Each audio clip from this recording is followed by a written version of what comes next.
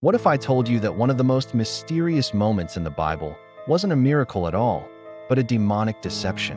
The night King Saul begged for guidance, a spirit rose from the earth, claiming to be the prophet Samuel.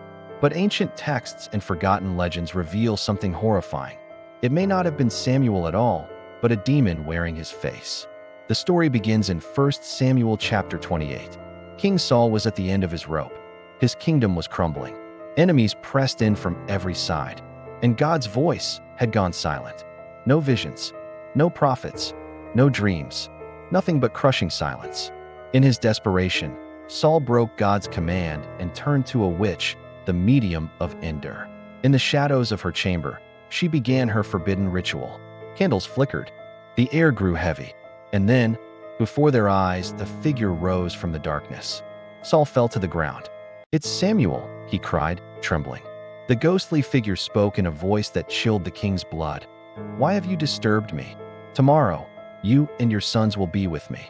The next day, Saul was dead. But here's the terrifying question. Was it really Samuel? The Bible itself never says outright that it was.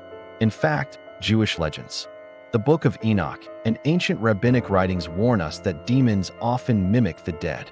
They appear in familiar shapes, with familiar voices, all to deceive. Think about it. Would God's prophet obey the summons of a witch? Would Samuel, faithful even in death, rise through forbidden sorcery? Or was this a cruel mockery, a demon sent to drag Saul deeper into despair? The details suddenly make sense. The shadowy figure, the words of doom, the hopelessness that crushed Saul's final hours. This was not the comfort of God's prophet, but the cold whisper of hell itself.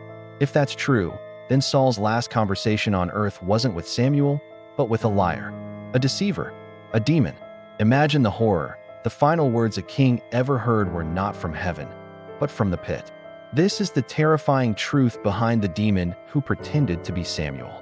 And if a spirit could fool a king of Israel, how many deceptions are still waiting in the shadows today?